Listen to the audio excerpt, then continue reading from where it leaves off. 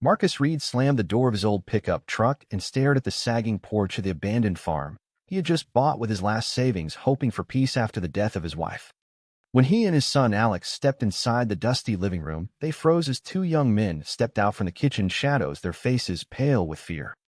"Who are you, and what are you doing in my house?" Marcus demanded, his voice echoing off the bare walls. The taller one with dark hair raised his hand slowly. "Please, sir, we didn't know anyone was coming. We've been here for months trying to keep the place from falling apart. We can explain." The shorter one with lighter hair and tired eyes stepped forward. Tobias, this is my brother Isaiah. We didn't mean any harm. The roof was leaking. When we found it, we fixed the pipes and the fences. We can show you." Marcus felt his chest tighten. This was supposed to be his reset, a quiet place in rural Montana to raise Alex away from the city noise and the memories of the hospital rooms. Instead, two strangers stood in what was now legally his. Alex, who was 19 and still carrying the quiet weight of losing his mother, looked between them, curious rather than scared. "Dad, they don't look dangerous. Maybe hear them out." Rain started pattering on the tin roof outside, and Marcus knew driving back to the motel in town would mean another night of uncertainty. "Fine one night," he said, "but tomorrow you pack up." That night around the old kitchen table, Tobias and Isaiah explained in low voices how they had left their family 2 years earlier after years of arguments and threats. They had nowhere else, and this place seemed forgotten.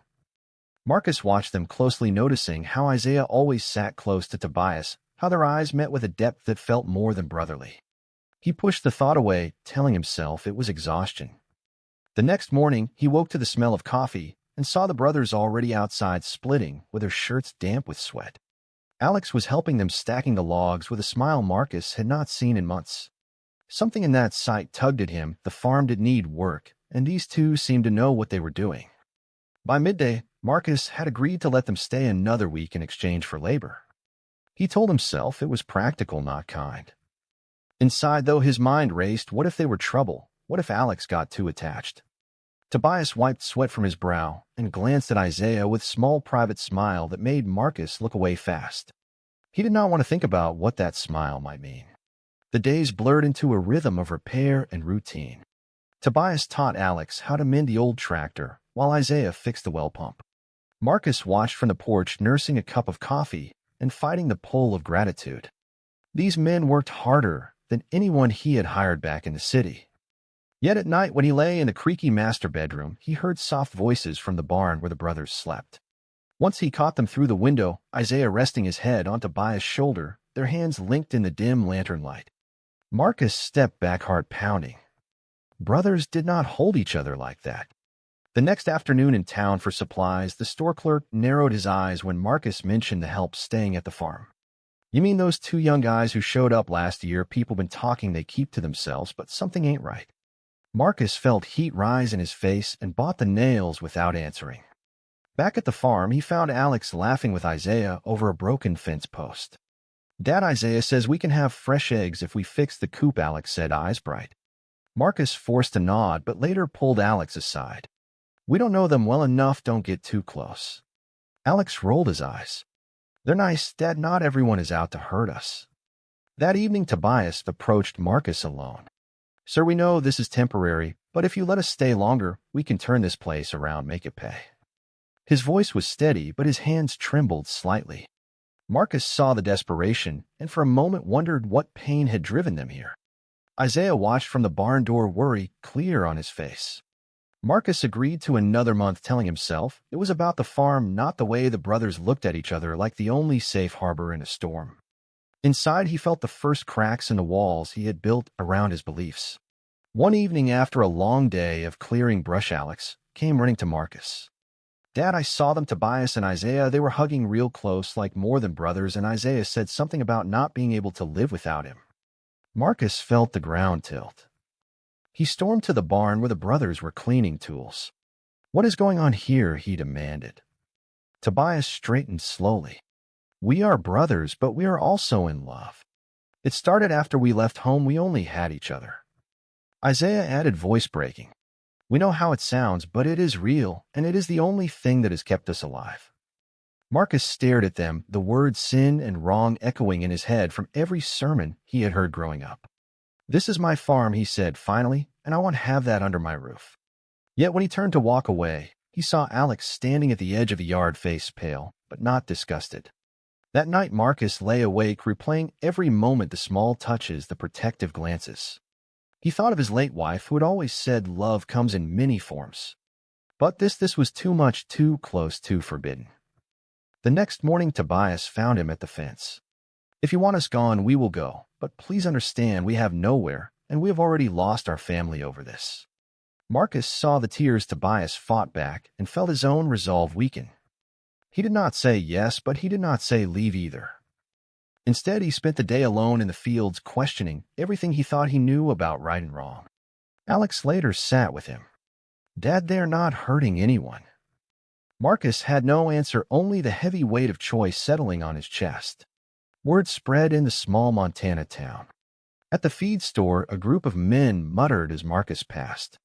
"Heard you got a pair of brothers living like husband and wife," one said loud enough. Marcus kept walking, but the shame burned. Back home, he confronted the brothers again. "You have to be more careful, people are talking." Isaiah nodded, but Tobias looked defiant. "We have hidden our whole lives, we are tired of it." That weekend, Marcus' parents called from the city. "We heard rumors, son, you cannot let that go on. What about Alex's future?" The call left Marcus pacing the porch, torn between the life he was raised to protect and the men who had become part of the farm.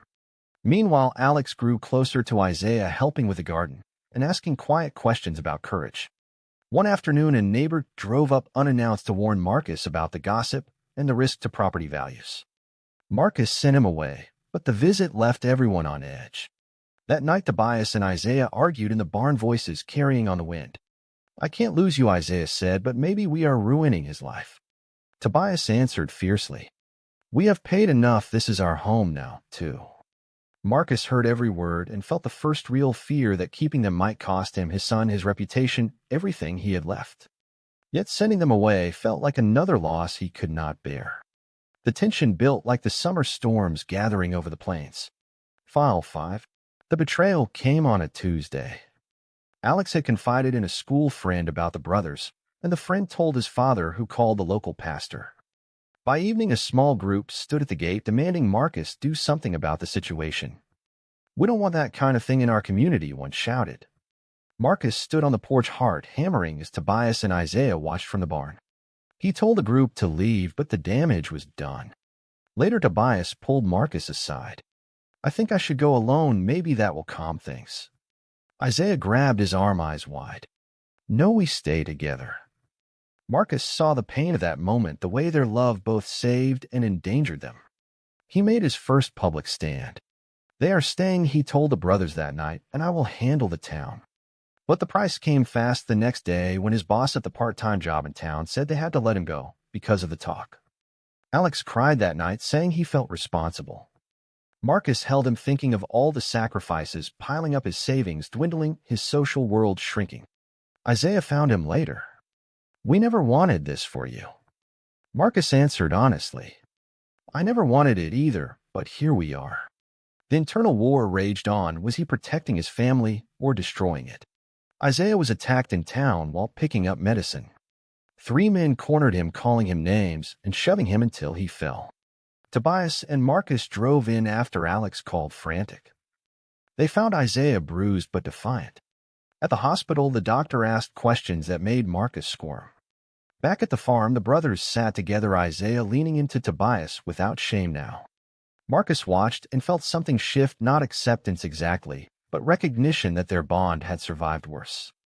That night, the brothers' family arrived, their father and 2 uncles demanding to take them home for counseling. "You have corrupted each other," the older man yelled at the gate. Tobias stepped forward, voice steady. "We are adults and we choose each other." The confrontation ended with the father spitting on the ground and leaving with a warning of legal trouble. Marcus stood between them, feeling the weight of his decision. Alex hugged Isaiah afterward. "You guys are family now." Marcus realized he had crossed a line, and there was no going back without losing the boy he loved most. The cost was clear. His old life was gone, but a new, uncertain one was forming. The final confrontation erupted on a hot Saturday, when a larger crowd from town gathered with signs, and the brothers' father returned with police. They claimed the relationship was illegal and demanded the brothers be removed. Marcus stood on the porch with Tobias, Isaiah, and Alex beside him. "This is my property," he said, "and they have my permission to stay." The sheriff hesitated, but the pressure was intense. In the chaos, Tobias turned to Marcus. "If it helps us leave, I will." Isaiah cried out no. Marcus felt every eye on him the moment of truth. He spoke loud enough for all to hear. "Love is not a crime, and I will not turn my back on it anymore." The crowd dispersed grumbling, but the sheriff left without action. Later inside the house, the four of them sat exhausted. Marcus looked at the brothers. "I do not understand it all, but I see what it costs you, and I will not add to that cost." Tears came then for everyone, the release of months of fear and judgment. Yet Marcus knew the sacrifices were permanent: lost friends, damaged business, and a son who now saw the world differently. The awakening was painful but real. The farm settled into a fragile peace, with the brothers working the land and Alex planning college nearby. Marcus sold some equipment to cover bills and accepted the quiet stares in town. Tobias and Isaiah still held each other in the evenings, no longer hiding, and Marcus no longer looked away. One evening, as the sun set over the repaired fences, Marcus sat with Alex, watching the brothers walk the fields together. "I was so scared of losing everything," he admitted. Alex smiled. "You gained something better, Dad." The months had changed them all. Marcus, no longer the grieving man clinging to old rules, but someone who had paid the price for compassion. The brothers had found safety and the courage to live openly. Yet the questions lingered in quiet moments: what had been lost forever in friendships and reputation? As the stars came out, Marcus realized the journey was far from over, but for the first time he felt at peace with his choice. Was Marcus right to embrace the brothers despite their forbidden love and the societal cost? Or did he fail his duty to traditional values?